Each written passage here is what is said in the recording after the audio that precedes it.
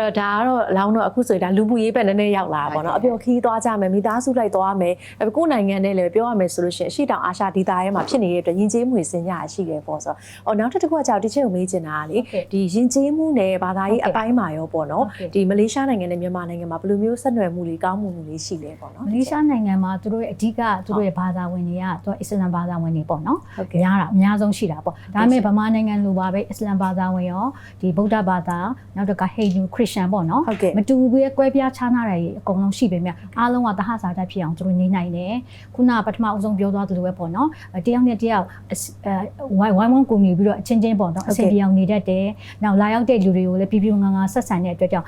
အန်တီတို့လိုဗမာတွေသွားတဲ့အခါကျရင်တော့ဘာမှအခက်အခဲတော့မရှိပါဘူးလောလောဆယ်အောင်ဒီမလေးရှားနိုင်ငံမှာပေါ့နော်ဒီဗမာတွေအလုပ်လုပ်တဲ့လူတွေလာရောက်တဲ့လူတွေအားလုံးကတသန်းနီးပါးလောက်ရှိနေတာပေါ့နော်နောက်မလေးရှားနိုင်ငံရဲ့အရန်ပျော်စရာကောင်းတဲ့ enjoy တစ်ခုကတော့အစားအသောက်ပေါ့နော်မလေးရှားနိုင်ငံကပြောတာအစားအသောက်တွေရှိတယ် Chinese ပေါ့နော်တရုတ်အစားအသောက်တွေပေါ့အကုန်လုံးရှိတယ်နောက်တစ်ခုကကျတော့ဒီ India အစားအစာတွေရှိတယ်အဲ့အစားအစာတွေအကုန်လုံးကို24နာရီလုံးပေါ့နော်ဝယ်ယူစားသုံးနိုင်တယ်အဲ့တော့ကိုရိုင်းလည်းမလေးရှားအစားအစာကိုအရန်ကြိုက်တော့ခုနလိုတွားလဲတာပဲဖြစ်ဖြစ်ကျန်းမာရေးကုသတာပဲပြီးလို့ရှင်အစားအသောက်တွေစားပြီးတော့အရန်ပျော်စရာကောင်းပါတယ်လို့ဟုတ်ကဲ့ပါပြောနေတဲ့ဒီ channel ကိုသွားလဲကျင်လိုက်ဘုန်းကြီးလိုက်စားမယ်လိုက်ခဲ့ပါဟုတ်ကဲ့အခုကြောင့်လို့ရှိရင်ဒီ၄ယောက်စလုံး၄ယောက်တော့သွားလဲကြမယ်ဟုတ်ကဲ့ဟုတ်ကဲ့ပါ